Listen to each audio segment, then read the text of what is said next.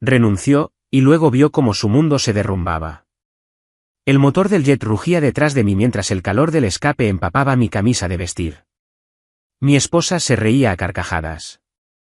Una de esas carcajadas artificiales y agudas que reserva para su audiencia de la sala de juntas. Esa misma sala de juntas estaba ahora subiendo los escalones del jet de la compañía, aferrándose a bolsas de regalo con la marca y copas de champán a medio terminar. Yo sostenía una maleta.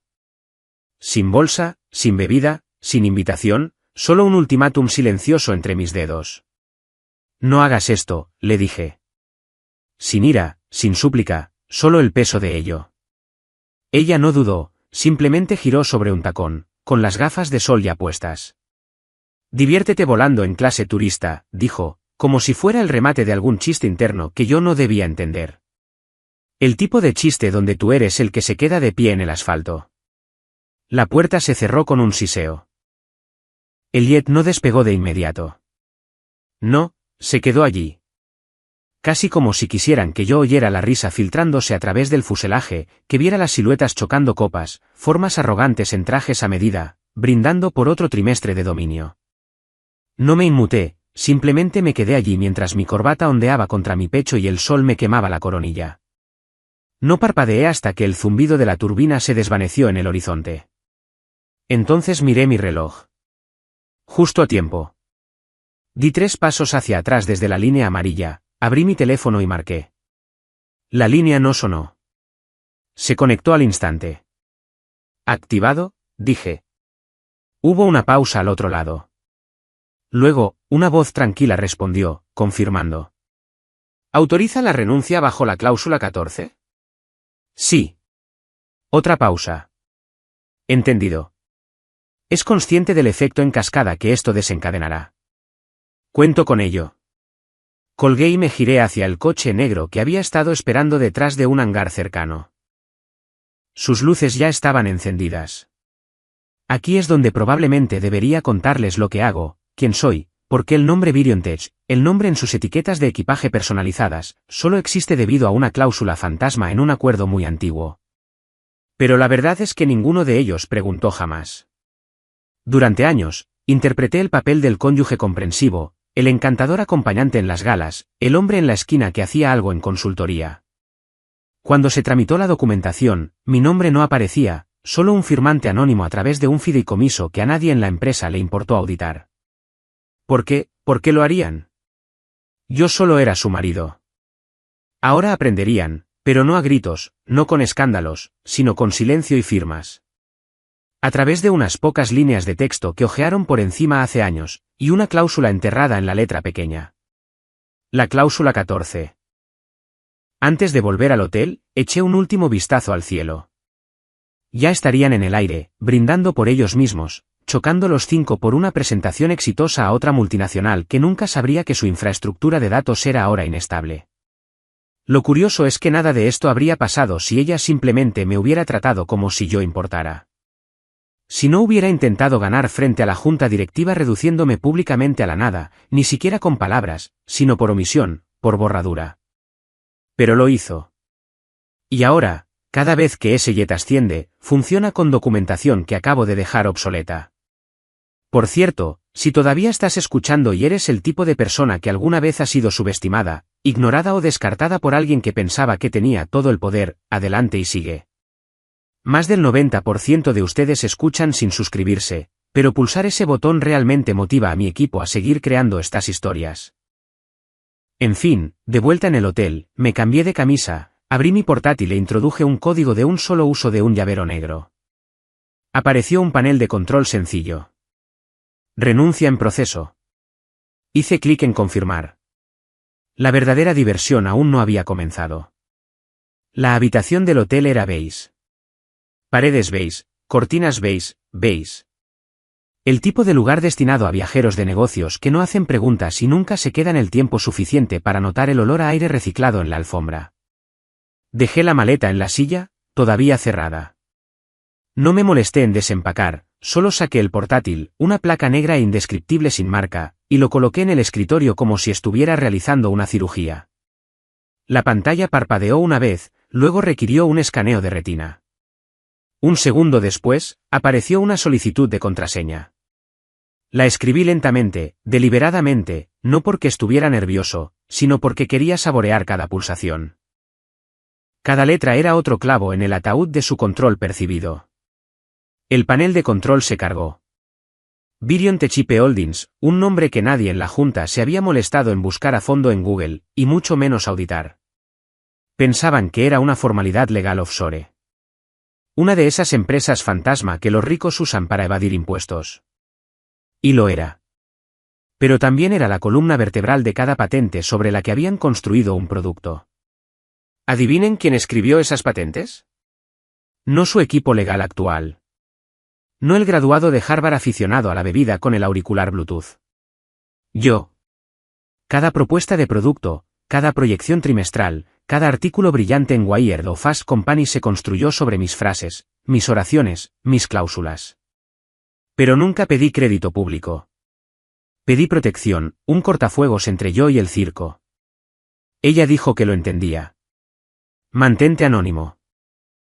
Mantente a salvo, solía decir, cuando todavía pensaba que yo era el hombre más inteligente que conocía. Ahora pensaba que yo era equipaje.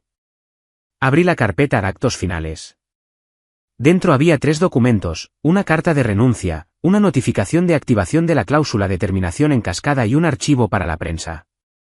Seleccioné los 3, los arrastré al campo de carga encriptado, hice una pausa y luego hice clic en enviar. La pantalla parpadeó. Estado, enviado. Luego esperé. No tardó mucho. Unos 47 minutos después, el primer titular apareció en uno de los blogs tecnológicos más pequeños. Socio legal clave renuncia a Virion Techipe Holdings.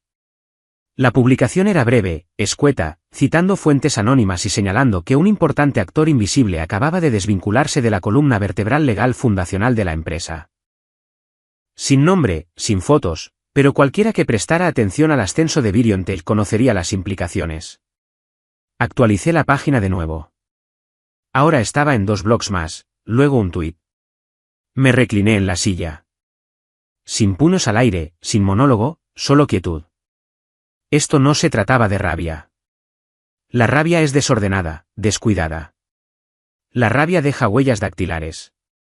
Esto se trataba de control, precisión, consecuencia. Abrí un mensaje privado desde una aplicación desechable y escribí una línea a alguien con quien no había hablado en más de un año. Fase 1 completada. Vigila los disparadores secundarios. Respondieron con un solo emoji. Un caballo de ajedrez. Cerré el portátil. En algún lugar, quizás todavía en pleno vuelo, su copa de champán probablemente estaba medio llena. Quizás estaban hablando de los próximos pasos o burlándose del nervioso oficial de cumplimiento que había expresado preocupaciones el año pasado sobre las auditorías de licencias. Y quizás, si lo había calculado bien, la notificación sobre mi renuncia llegaría a las bandejas de entrada de su consejo interno justo cuando el avión rodara hacia un hangar privado. No tenía prisa. Ella me había entregado la humillación. Yo le entregué el silencioso comienzo del colapso sistémico, cláusula por cláusula, tal como lo había escrito. El jet alcanzó la altitud de crucero, y la primera ola de autocomplacencia comenzó a arremolinarse como un reloj. Las copas tintinearon, los zapatos se quitaron, y alguien puso una lista de reproducción etiquetada como éxitos de la sala de juntas. Ojalá estuviera bromeando. Vaya viaje, murmuró Jerry de estrategia de producto, ya en su tercera recarga. Y esa presentación fue perfecta. Te lo juro, Meredith, podrías venderle una tostadora a Tesla. Meredith, mi esposa, mi pronto exesposa CEO, estaba sentada como la realeza, con un talón bajo ella, bebiendo lentamente de una copa alta y delgada. Se deleitaba con la atención, las sonrisas, las palmaditas en el hombro, ni una mención de la pista de aterrizaje, ni una mirada hacia el asiento vacío. Solo risas cuidadosas y un impulso hacia adelante como si nada hubiera pasado. Su teléfono vibró. Lo ignoró. Sus ojos estaban fijos en la pantalla de a bordo, que reflejaba su presentación, ahora en bucle y silenciada. Luego vibró de nuevo, más insistente esta vez. Miró la pantalla, puso los ojos en blanco y respondió con el tono cortante que reservaba para cualquiera que no tuviera un título. Meredith, La voz al otro lado no esperó. Era grave, seca y nada divertida. Soy Alan. Estamos viendo movimiento en el mercado secundario. Ella parpadeó. ¿Qué tipo de movimiento? Una salida legal. Alguien acaba de presentar documentos de renuncia de Virion Tech Holdings, vinculados directamente a las patentes que presentaste esta mañana. Ella se enderezó. No sabemos el nombre, pero está marcado como el coautor de todo el marco de propiedad intelectual, no solo como supervisor. ¿Autoría? ¿Entiendes lo que estoy diciendo? Hubo un momento de silencio. Entonces tu marido, es a él a quien dejaste en tierra hoy, ¿verdad?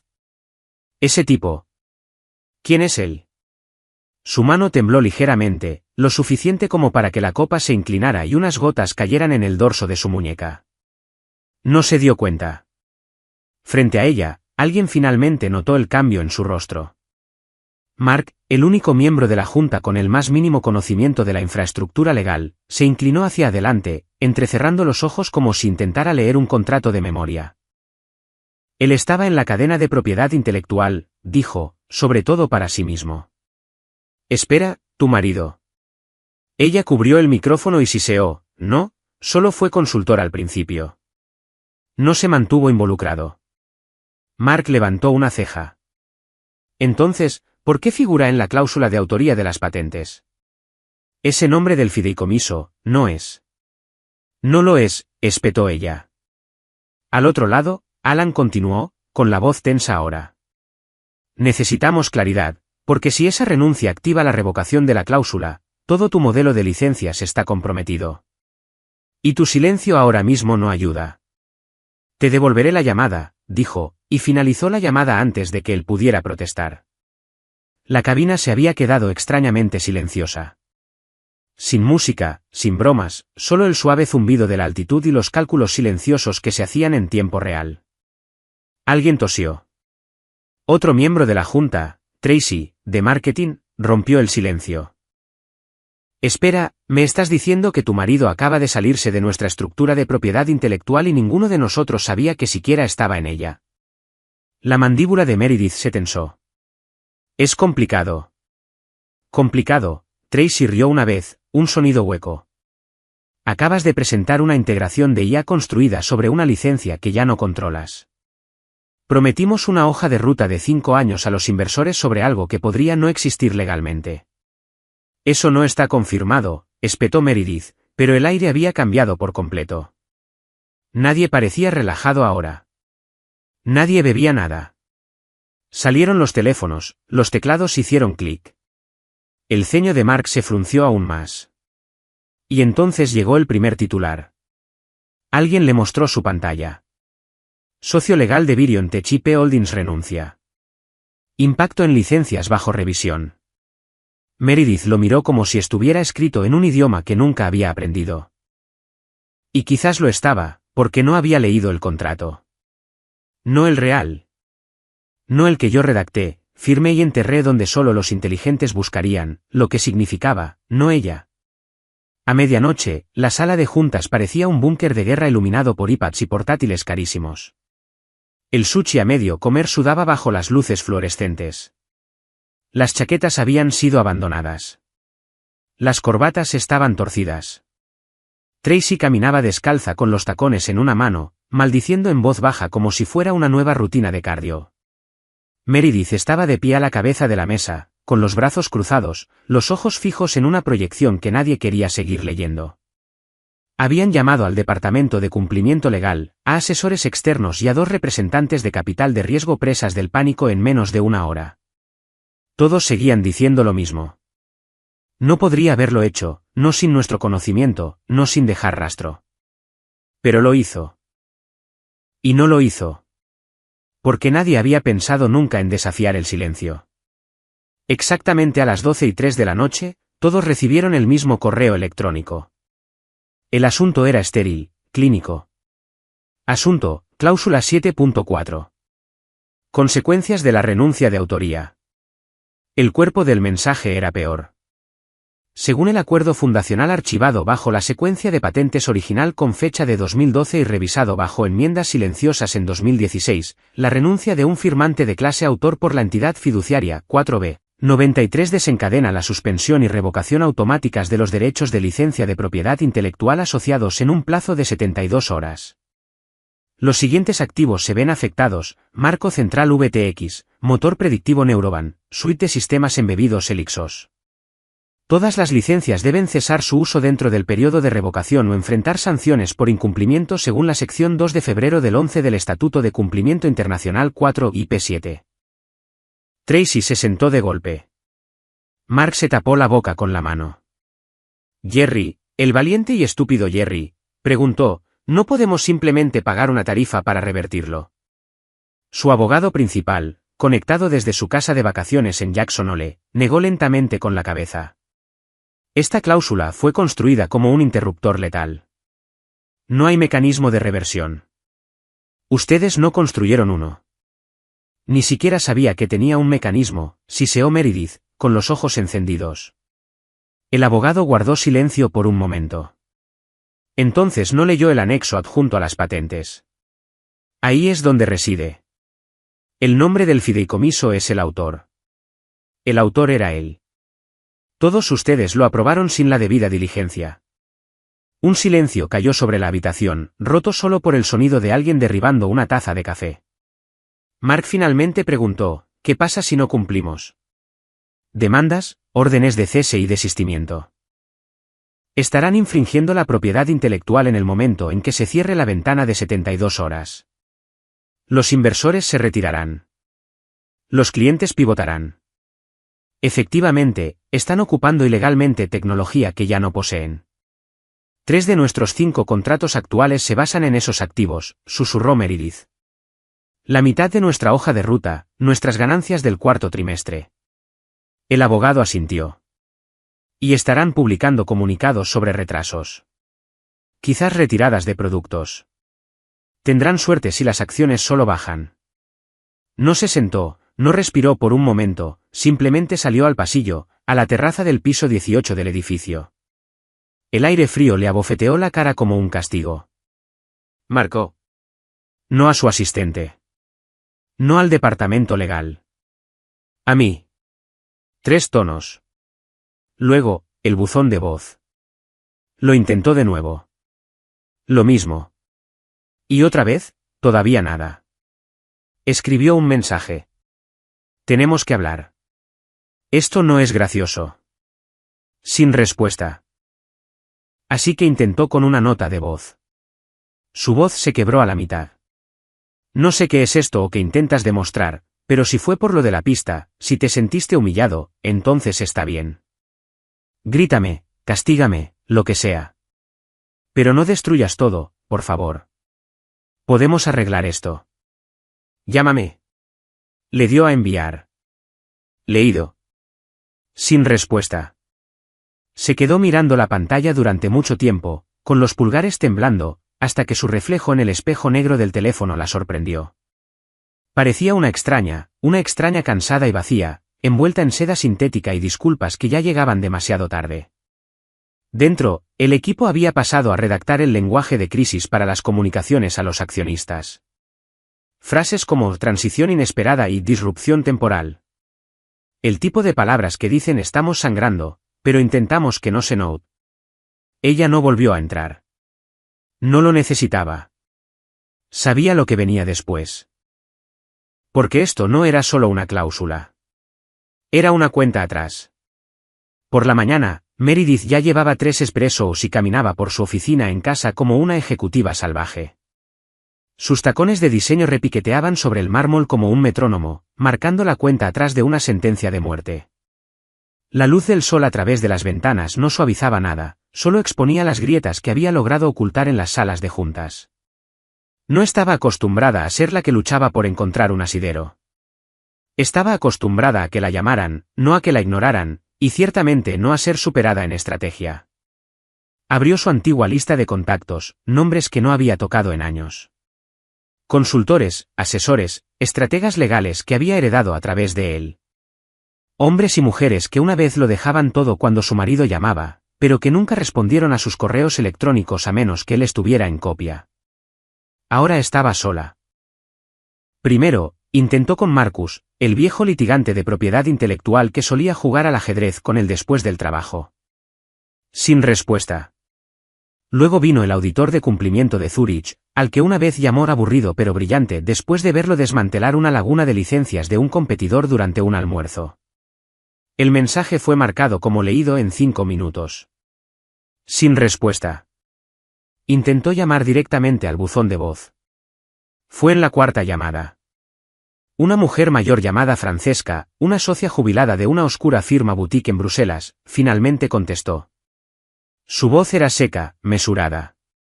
Meredith, dijo antes de que Meredith pudiera siquiera empezar su discurso. Necesito tu ayuda. Esta cosa que activó. La cláusula 7.4. Lo está deshaciendo todo. Por favor, solo necesito entender. ¿Qué está haciendo? Hubo una pausa. Te lo advirtió. Meredith se quedó helada. Francesca continuó, vino a verme hace años. Repasamos cada cláusula, cada firma, cada sistema de seguridad. No estaba construyendo una empresa, Meredith. Estaba construyendo una salida. Yo no lo sabía, dijo Meredith, con la respiración entrecortada. Nunca me dijo cuán profundo era. Lo intentó. No estabas escuchando. La línea se cortó. Meredith se quedó allí, con el teléfono colgando de su mano como un peso muerto. Esa frase no dejaba de resonar en su cabeza. Estaba construyendo una salida. Ni siquiera se molestó en coger el bolso, simplemente se metió en su coche y condujo directamente a la oficina legal de BioNTech en el centro, casi atropellando a un ciclista en el camino. La seguridad sabía que no debía detenerla. Abrió la puerta con tanta fuerza que hizo temblar el marco. ¿Podemos arreglar esto?, ladró antes de sentarse. Su voz se quebró a mitad de la frase. El consejero principal, un hombre llamado Dorian que siempre parecía medio dormido pero nunca se perdía un detalle, no se inmutó. Ya tenía el archivo abierto, una versión impresa, con anotaciones en rojo llenando los márgenes. Estás haciendo la pregunta equivocada, dijo, empujando un grueso paquete hacia ella. La pregunta no es, ¿podemos arreglarlo? Es, deberíamos haberlo ignorado en primer lugar. No tengo tiempo para acertijos, espetó ella. Dime cómo deshacerlo. Dorian golpeó la portada. La entidad fiduciaria que CEO escribió estas patentes, 4B93, no lleva su nombre, pero su firma digital es verificable, con marca de tiempo, autenticada, atestiguada. Pero no figura en ningún sitio público. Exactamente. Esa fue la brillantez. Legalmente, es el arquitecto. Funcionalmente, es invisible. Y esa invisibilidad es a prueba de balas. Ella se sentó. Finalmente, el aire acondicionado sobre ellos se encendió, llenando el silencio con un bajo zumbido mecánico. Si quería quemarlo todo, dijo lentamente, eligió la mecha perfecta. Dorian se inclinó hacia adelante. No, no lo quemó. Simplemente quitó su nombre de los cimientos. Tú estabas de pie sobre ellos. Ahora ya no están. Meredith se frotó las sienes, tratando de alejar el dolor de cabeza que le arañaba el cráneo. Vale. Vale, entonces. ¿Qué podemos hacer? Control de daños. Mensajes públicos, tácticas dilatorias, quizás suplicar una renegociación desde una posición de debilidad, pero a menos que puedas convencerlo de que restablezca la autoría. Ella levantó la vista. Eso es imposible. Dorian no discutió, porque no se trataba de si él diría que no. Era que ya lo había hecho. El silencio también es una decisión, y él había tomado la suya. Afuera, su teléfono se iluminó de nuevo. Llamadas de inversores, recursos humanos, relaciones públicas y un mensaje marcado como urgente de un equipo de producto en Singapur. Legal acaba de congelar la actualización de Elixos. El equipo de cumplimiento de socios se ha retirado. ¿Qué está pasando? ¿Qué estaba pasando? La marea estaba subiendo y su imperio estaba construido sobre arena. El lunes llegó con la rigidez de un funeral. No del tipo ruidoso, sino del tipo silencioso donde todos saben lo que se avecina pero siguen sorbiendo su café como si el olor a muerte aún no hubiera llegado a su fila. Las luces de la sala de juntas eran demasiado brillantes, demasiado clínicas, y nadie tocó el desayuno del catering. Ni siquiera Tracy, que una vez juró por la resolución de problemas a base de azúcar. Mark llegó 5 minutos tarde y ni siquiera se disculpó, lo que le dijo a todos lo mal que estaban las cosas. Meredith estaba de pie al final de la larga mesa, con el rostro pálido, la mandíbula apretada, las manos apretándose y aflojándose como si estuviera ensayando una declaración y se ahogara con ella al mismo tiempo. La pantalla detrás de ella mostraba un panel de control, flechas rojas, proyectos en pausa, titulares que mostraban palabras como colapso, revocación, salida de socio, guerra de licencias. Comencemos, dijo apenas por encima de un susurro. Nadie levantó la vista. Lo intentó de nuevo, más alto. Vamos a empezar. El departamento legal está redactando el marco para una apelación de emergencia, y cumplimiento está trabajando con relaciones públicas, también. Dijo Mark. No era una pregunta, era una orden. Se reclinó en su silla y cruzó los brazos. Dijiste que solo era tu marido. La sala no se movió.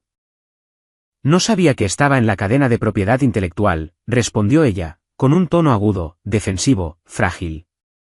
Nunca me lo dijo. Él mantenía las cosas. Mark parpadeó una vez. Luego se volvió hacia los demás. Dice que nunca se lo dijo. Pero díganme esto, si su cónyuge fuera el dueño de los cimientos de su empresa, ¿no lo sabrían? Alguien bufó.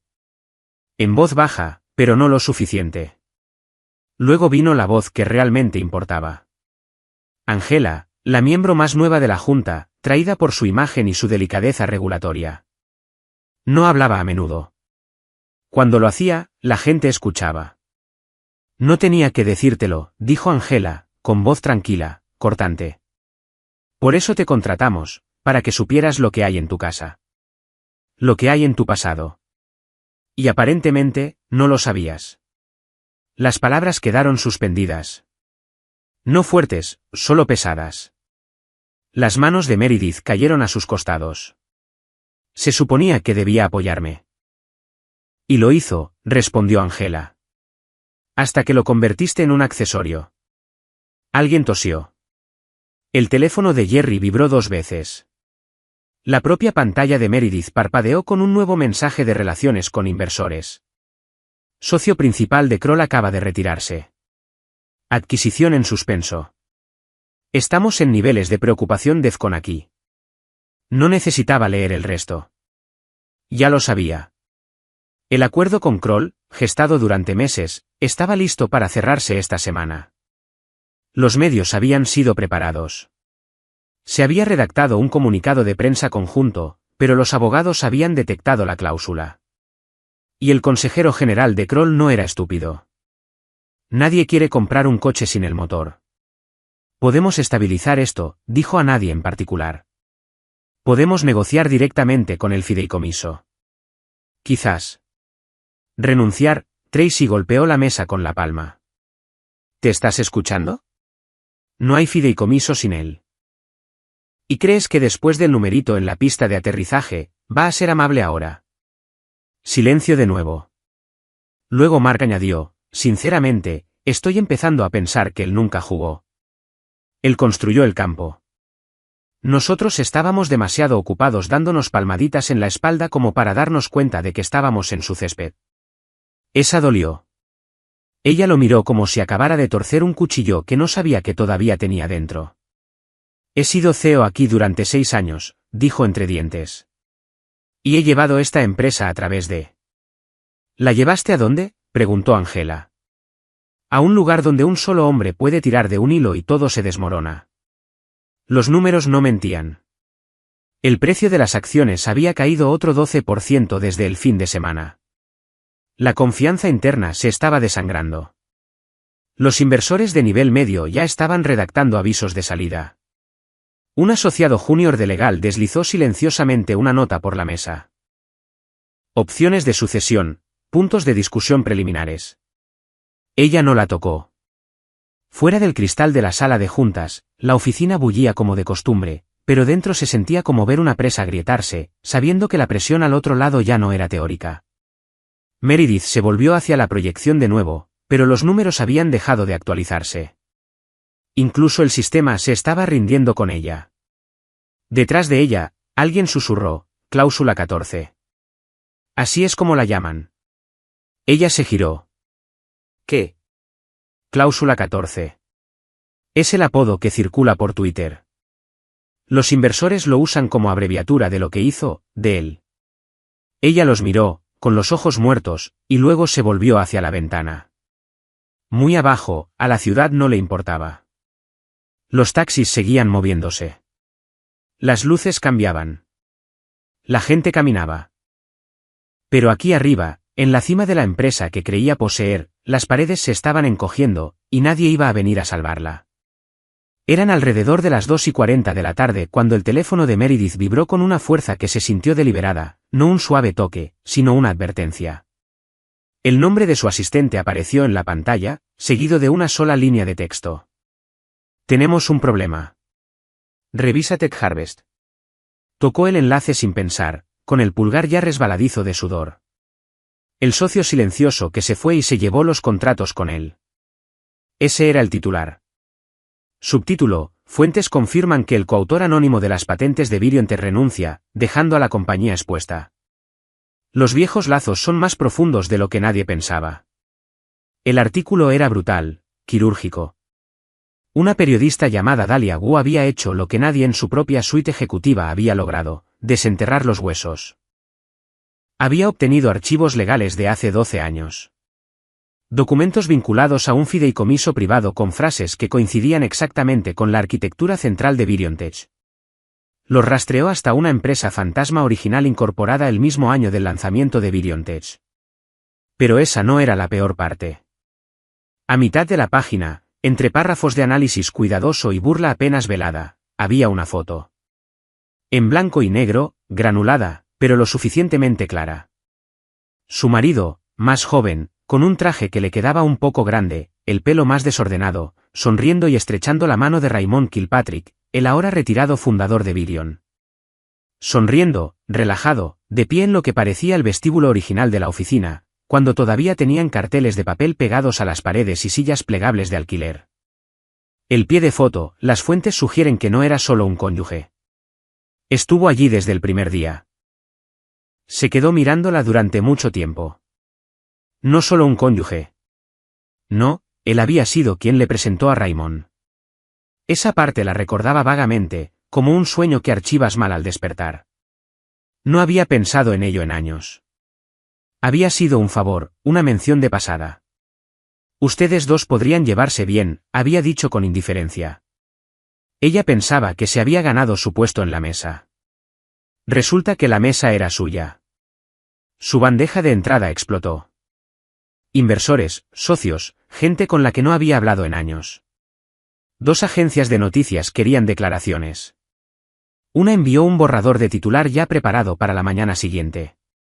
¿Supervisión de la CEO o engaño estratégico? Pero fue el hashtag lo que realmente lo detonó todo. Tarmac Gate. Empezó como una broma, un meme. Alguien incluso subió una corta animación de un hombre siendo abandonado en la pista mientras un jet despegaba, con subtítulos de la cláusula 14 y un falso gráfico de bolsa cayendo en picado. Se volvió viral en una hora. Por la tarde, el hashtag era tendencia en múltiples plataformas. Apareció una cuenta parodia que pretendía ser su marido, publicando citas crípticas de contratos antiguos y etiquetándolas como cláusula 14. Una publicación decía: no pierdes el juego cuando la junta se ríe. Lo pierdes cuando no saben en qué tablero están parados. Su junta convocó una sesión de vídeo de emergencia a las 7 de la tarde. Nadie sonrió. Incluso Tracy, que solía hacer chistes nerviosos, se sentó en silencio. Necesitamos discutir la imagen, dijo Mark primero, usando el eufemismo cortés que todos sabían que significaba tú. Angela no se anduvo con rodeos. Van a querer sangre, dijo. Y dejaste la foto perfecta para que apunten. Meredith mantuvo la mandíbula apretada. ¿Y qué? Renuncio y la empresa se arregla mágicamente. No, dijo Dorian desde el departamento legal, conectado desde algún lugar en su coche. Pero es la única carta que nos queda para mostrar arrepentimiento. La imagen de que te apartes en medio del pánico al menos mostraría que entiendes lo que está en juego. Angela intervino. Ahora mismo pareces alguien que mintió, fue descubierta y ahora está desangrando la confianza de los inversores porque pensaba que su marido era una decoración. El teléfono de Meredith volvió a vibrar. Un mensaje de su propia madre. Vi el artículo. ¿De verdad estuvo involucrado tanto tiempo? No respondió. Las paredes no solo se estaban cerrando. Estaban siendo derribadas públicamente, objeto de burlas, memes, retuiteos, citadas fuera de contexto. Los inversores que una vez suplicaban reuniones ahora enviaban educadas cartas de retirada. Y su junta, la que creía controlar, ahora murmuraba palabras como sucesión, liderazgo interino, cortafuegos de reputación. Todo porque dejó a un hombre en una pista de aterrizaje y asumió que no tenía a dónde ir. Pero los fantasmas no necesitan pistas de aterrizaje. Simplemente desaparecen y te quitan el suelo de debajo. Aterrizó en el aeropuerto municipal. Sin séquito, sin junta, sin champán, sin nadie que le llevara el equipaje. Solo ella, un par de gafas de sol que ya no necesitaba, y el silencio que ahora la seguía a todas partes. Era un silencio más ruidoso que cualquier escándalo que hubiera enfrentado en su carrera. Porque este no era vergüenza pública. Era un colapso personal.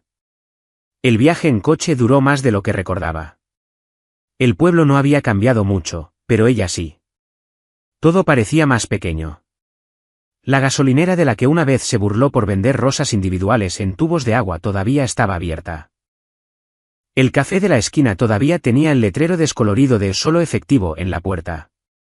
Y la casa, su casa, técnicamente, aunque una vez había sido de ambos, todavía estaba en la colina con el mismo camino de piedra agrietada y la abolladura en el canalón que juraron que arreglarían en primavera. Esa primavera nunca llegó. La verja no estaba cerrada con llave. Por supuesto que no. Siempre la dejaba abierta. Dijo que le daba al lugar una honestidad vivida. Ella solía poner los ojos en blanco cuando él decía cosas así. La puerta principal se abrió antes de que ella siquiera llamara. Estaba allí, más viejo, más tranquilo, usando el mismo reloj que le había regalado hace 7 años por su aniversario. Ella había olvidado que existía. Abrió la boca, pero no salieron palabras. Al principio, solo el sonido de su propia respiración entrecortada. No lo sabía, dijo finalmente. Deberías haberme dicho quién eras realmente. Él no parpadeó, simplemente se dio la vuelta y entró en la sala de estar, donde la luz del sol se derramaba sobre un viejo sillón de cuero y un bar que una vez dijo que era puramente decorativo. Sirvió una bebida, 2 dedos de algo oscuro y caro, y no le ofreció una. Te lo dije, dijo sin levantar la vista, más de una vez, pero te reíste. Ella hizo una mueca. Pensé que estabas siendo poético, melodramático. No, dijo él, agitando el vaso. Estaba siendo cuidadoso. Metió la mano detrás de una pila de libros en la mesa auxiliar y sacó una carpeta, gruesa, marrón, discreta. La llevó, la dejó en la mesa de centro entre ellos como una ofrenda o un arma, dependiendo de cómo lo miraras. Ella la miró fijamente. ¿Qué es esto? Ya lo sabes, dijo. Pero léelo de todos modos. Abrió la tapa, con los dedos temblorosos. Dentro, la documentación completa del fideicomiso, los archivos originales de las patentes, las certificaciones de autor, los registros de firmas digitales, cuidadosamente grapado al frente, un documento impreso titulado Cláusula 14, Condiciones de activación y autoridad de transferencia. Leyó el primer párrafo, luego el segundo. Para el tercero, sus rodillas cedieron y se hundió en el sofá como si sus huesos hubieran perdido su estructura. Esto no puede ser válido, susurró.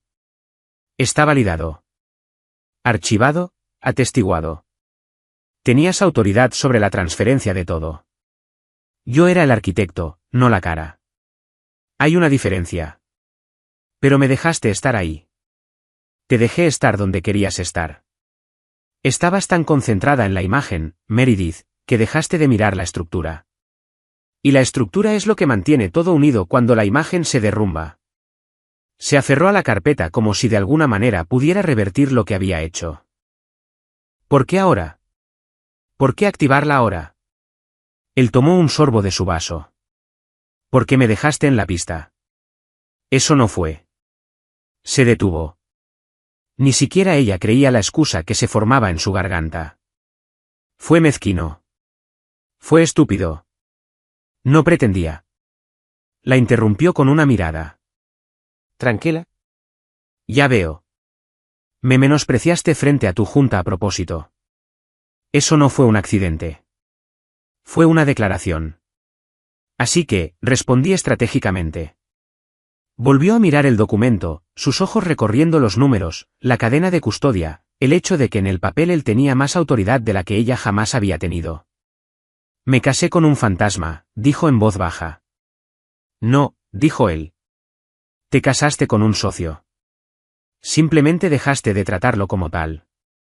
Ella levantó la vista, con los ojos vidriosos. ¿Es esto definitivo? Él terminó su bebida. Tú lo activaste. Salió de la habitación. Ella se quedó allí en el sofá, con la carpeta en su regazo, mirando el papel que nunca pensó que tendría que leer. No en esta casa. No de él. Y por primera vez desde que todo esto comenzó, se dio cuenta de que no solo lo había subestimado. Lo había borrado. Y los fantasmas no olvidan. La mañana de la reunión de accionistas se sintió como entrar a un hospital justo después de que el monitor cardíaco se quedara plano. Nadie lo dijo en voz alta, pero el tono había cambiado de contengamos esto a evitemos que el cadáver manche la alfombra. La prensa ya estaba husmeando en el vestíbulo. Un grupo de medios menores merodeaba cerca de los ascensores, fingiendo no escuchar a escondidas.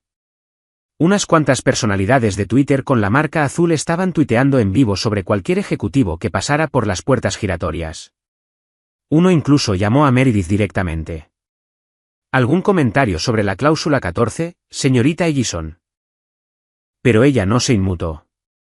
Siguió caminando, mantuvo su rostro neutral como si mantenerse quieta detuviera el impulso. Dentro de la sala de conferencias con paredes de cristal, la junta había llegado temprano para ensayar de nuevo. Dorian había preparado un guión de contingencia, seco y cuidadoso, cambios de personal inesperados, reevaluación estratégica, asociaciones aceleradas en nuevas verticales. Lenguaje vacío construido para frenar el pánico. Pero el pánico ya no escuchaba. La sala se llenó lentamente.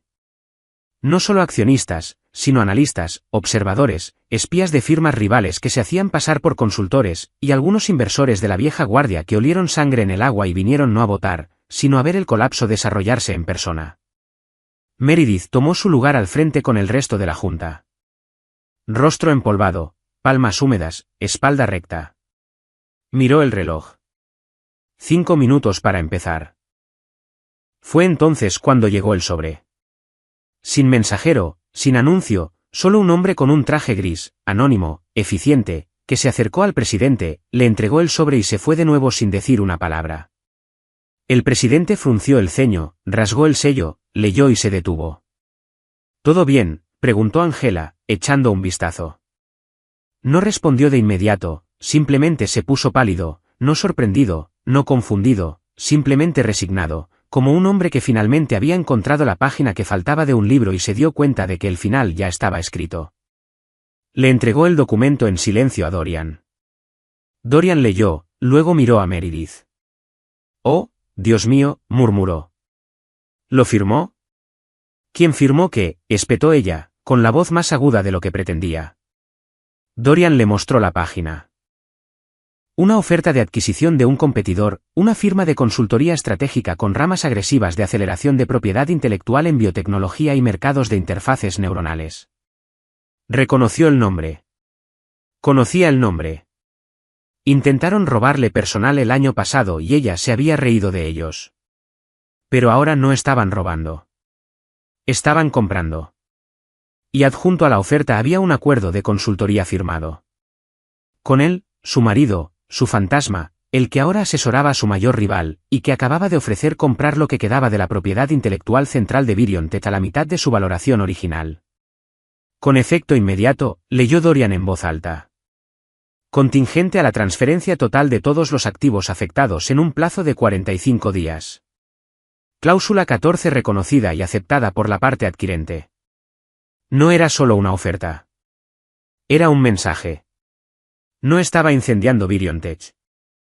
La estaba reposicionando, absorbiéndola, reconstruyéndola en otro lugar. Y ahora ellos podían desangrarse lentamente o vender. La sala de juntas cayó en un silencio aterrador. Nadie se movió. Nadie respiró. Incluso el presidente, usualmente la cabeza fría en cualquier tormenta, dejó el documento como si fuera radiactivo. Ni siquiera miró a Meredith. No lo necesitaba. Angela finalmente susurró. Jugó a largo plazo. Meredith no dijo nada. La pantalla del proyector detrás de ellos todavía mostraba la agenda de la reunión, ganancias trimestrales, perspectivas del mercado, hoja de ruta de innovación. Nada de eso importaba ahora, porque la hoja de ruta ya había cambiado. Y el hombre que habían dejado atrás, ya estaba a kilómetros de distancia. Jaque mate estratégico. El coche olía a cuero rancio y colonia de farmacia. No lo había notado al principio. Sus sentidos estaban embotados, cada nervio deshilachado y tembloroso. Su bolso estaba arrugado a su lado, medio abierto, la carpeta con el acuerdo de consultoría todavía asomando como una herida sin suturar. No había ido a casa, ni siquiera lo pensó, simplemente se subió a la parte trasera de un coche compartido, dio la dirección del apartamento al que no había ido en semanas y se sentó en silencio mientras el conductor murmuraba para sí mismo sobre el tráfico y los peajes.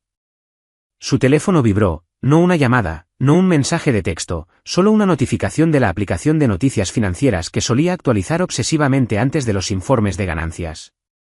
Última hora, la CEO de VirionTech, Meredith Ellison, dimite en medio de una crisis interna.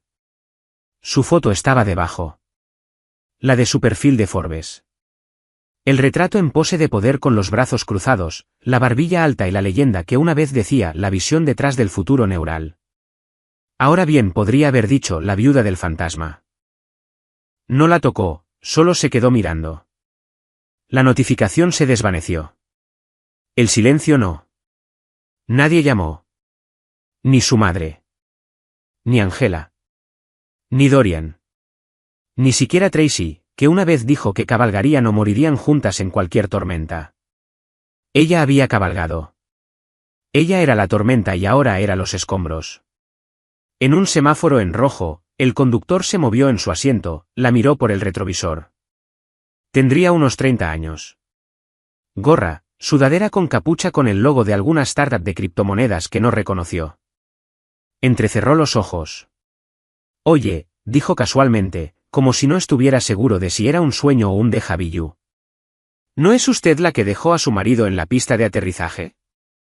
Ella levantó la vista, se encontró con sus ojos en el espejo, no habló, no parpadeó, no lo negó. Él se encogió de hombros, volvió a mirar la carretera mientras la luz se ponía verde. Ella se reclinó en su asiento y cerró los ojos. En otro lugar, lejos de torres de cristal y presentaciones para inversores, él se sentó en un bar tranquilo iluminado por una luz ámbar y el bajo zumbido del blues de una rocola que nadie se molestaba en actualizar. Era el tipo de lugar que no hacía preguntas, no ofrecía felicitaciones, solo te servía tu bebida, recordaba tu nombre si volvías y te dejaba en paz si eso era lo que querías. El camarero miró. ¿Quieres abrir una cuenta?, preguntó. Él asintió una vez, tranquilo como siempre.